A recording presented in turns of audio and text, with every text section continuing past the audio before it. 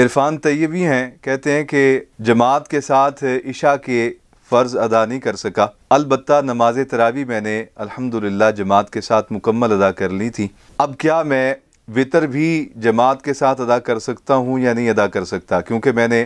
جماعت کے ساتھ فرض ادا نہیں کیے، تو ایسی صورت میں وطر جماعت کے ساتھ پڑھ سکتا ہوں کہ نہیں پڑھ سکتا؟ اگر آپ نے فرض عشاء کے جماعت کے ساتھ ادا نہیں کیے، آپ نے نماز تراویح پڑھ لی ہیں، تو آپ وطر کی جماعت میں شامل ہو جائیں، لیکن اسے معمول نہ بنائیں روزانہ لیٹ کرنے کا اور فرض چھوڑ دینے کا، اس لیے کہ وطر واجب ہے اور نماز عشاء یہ فرض ہے، تو نماز عشاء کو تکبیر اولیٰ کے ساتھ پڑھنے کا معمول بنائیں۔ محمد معیز ندیم چشتی ہیں، کہتے ہیں کہ ایک شخص مسجد میں حاضر ہوا نماز تراویح کے لیے، جبکہ 4 رکعت نماز تراویح پڑھی جا چکی تھی، اور وہ اپنے فرض ادا کر کے نماز تراویح میں شامل ہو گیا۔ جیسے ہی نماز تراویح کی 20 رکعت مکمل ہوئیں تو امام صاحب نے وطر کی نماز کی ابتدا فرما دی۔ تو ایسی صورت میں کیا حکم ہے کہ بقیہ نماز تراویح پہلے پڑھوں یا بعد میں پڑھوں، یا وہ فوت ہو گئیں یا میرے ذمہ وہ پڑھنا ان کا لازم ہے؟ اس بارے میں رہنمائی فرما دیں۔ گزارش یہ ہے کہ ایک تو رمضان المبارک میں اول وقت میں مسجد حاضر ہونا چاہیے،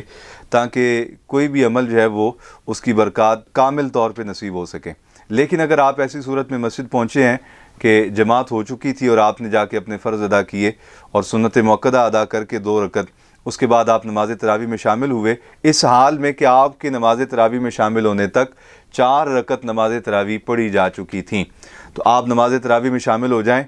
اور امام صاحب کے ساتھ 20 رکعت مکمل کریں۔ جب امام صاحب اپنی 20 رکعت مکمل کر لیں، جیسے ہی وہ نماز وطر کے لیے کھڑے ہوں تو آپ بھی نماز وطر میں شامل ہو جائیں، کیونکہ حدیث مبارکہ میں نبی پاک صلی اللہ علیہ وسلم نے ارشاد فرمایا، رمضان المبارک میں ایک نفل پڑھنے کا ثواب ایک فرض کے برابر ہے۔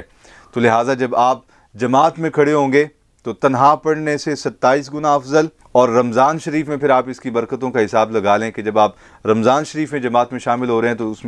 اس کا ثواب، اس کی برکات کتنی ہوں گی۔ تو لہٰذا جیسے ہی وطر کی جماعت کھڑی ہو، آپ نماز وطر جماعت کے ساتھ ادا کر لیں، البتہ بعد میں آپ اپنے ذہن میں رکھیں کہ میری اتنی رکعت باقی رہتی ہے نماز تراویح کی، وہ آپ الگ سے نماز تراویح ادا کر لیں، یہ جائز ہے، اور اس کا انشاءاللہ تعالی اللہ رب العالمین کی بارگاہ سے اجر و ثواب بھی ملے گا۔ لیکن ساتھ نماز تراویح مکمل کر کے اللہ کی بارگاہ میں عرض کریں کہ یا اللہ، آئندہ کے لیے مجھے وقت پہ مسجد حاضر ہو کے تکبیر اولیٰ کے ساتھ رمضان المبارک میں نماز کی اور جماعت کی اور تراویح کی برکتیں سمیٹنے کی سعادت اور توفیق نصیب فرما۔ طلب جب تک پیدا نہیں ہوتی